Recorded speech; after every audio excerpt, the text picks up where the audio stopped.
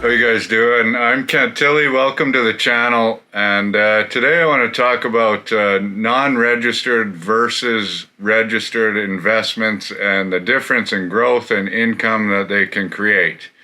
And one of the things that I love most about the internet is that there are people on the internet that don't know anything, and they give advice to people that is wrong, and people listen to it all the time. I think it's absolutely fantastic for society that people that don't know what they're talking about can just give information that is incorrect all the time. So something that I love to see is people that say, never invest in an RSP because you are going to be better off by investing in a non-registered account, and don't be stupid, just leverage everything and borrow all this money and make all these great returns. And that is, a good way to make money is to actually, leverage. However, at the time being when everybody else is leveraging is always the worst time to leverage. When everybody's talking about how rich they're getting very quickly off of leverages, that's likely when you don't want to. But that's not what I'm talking about today. Today, what I want to talk about is an actual example of non-registered versus RSPs in, a similar circumstance, and which one is going to work out better. And in order for me to do this, I have to make some assumptions. And what I'm going to do is pretend for this case scenario that tax-free savings accounts don't exist. You've got it maxed out, whatever. Nobody can argue that non-registered investments are better than tax-free savings account investment accounts, because they're not. They're not even close. But since people don't necessarily understand how taxes work, I can explain this. So what I've done is I'm going to say we're going to assume a 20-year investment time horizon. Somebody's going to invest for 20 years. They're going to invest $10,000 per year. They're going to get a 5% rate of return. So they're going to get a 5% rate of return in the non-registered account and a 5% rate of return in the RSP.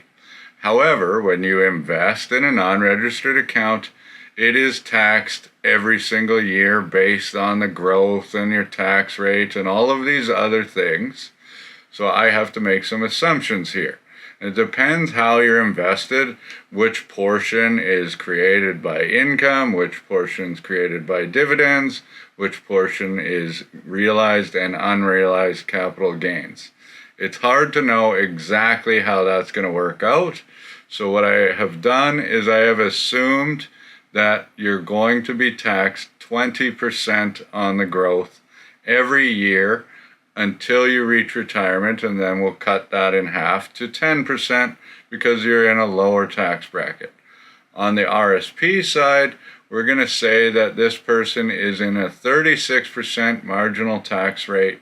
So for every dollar that they put into their RSP, they're going to receive a refund of 36%. Hope you're with me. Now, when we withdraw the money in retirement, generally speaking, what I would see is somewhere around 18 to 20% in tax that most people are generally paying on, average tax rates pulling money out of their RSP. So what I've done is I've just cut them both in half. I said, okay, this person with the non-registered is now paying 10% on their returns in their non-registered account instead of 20%. And this person's pulling it out at 18%. Hope you're with me. All right. So the non-registered guy or girl invests $10,000, and now he is getting an after-tax rate of return of 4% because he's paying 20% in tax every single year on his investments, so his return is lower. After 20 years, he's going to have $297,780. Now, the person who has invested in the RSP has made the full 5% rate of return because the returns are tax deferred. So he doesn't pay tax on any of the money that he's making every single year. And at the end of the 20 years, he has $330,660. So about 33,000 extra dollars in his RSP over the non-registered account. Not a crazy amount of money, but still something, still 30 grand. But now we get until retirement. And so the non-registered guy has almost $300,000 that he is going to be pulling out every single year for the next 20 years in retirement on an even basis. We're just going to call it an even basis. And now his tax is down to 10% because he's not earning income anymore from his job. He's got less income. So he's getting a 4.5% rate of return now, because 5% minus 10% in taxes is 0.5. So his after-tax return is 4.5%. And he gets to pull out $22,892 after tax every single year. Pretty good. That's pretty good, because he was only putting in $10,000 for 20 years. Now he gets to pull out double that for the next 20 years. And now we're looking at the RSP side. So they're still getting that 5% rate of return because it's still growing tax deferred, but they're pulling money out every single year. And so they can pull out $26,533 before tax. But they're going to owe 18% tax on that when they pull it out. So that is $4,776. So after tax, the RSP is left with $21,757. So they have about $1,000 less than the guy that used the non-registered account. And now the non-registered account guy is like, see, Kent, you idiot, I told you that I know better than you, except that guy forgot about one very, very, very important thing, which was that every single time the person with the RSP put $10,000 in every year, they got a tax refund of $3,600 because that is their marginal tax rate. So, in my example, what I've said is you're going to take that $3,600 and you are going to invest it into that non-registered investment account. You could put it back into your RSP and then get a refund on your refund. Like I said before, TFSAs don't exist in this example, but you could also use this to pay down your mortgage and then invest more later. There's a whole bunch of things to do, and I just did a video about how to properly use an RSP, otherwise it doesn't work.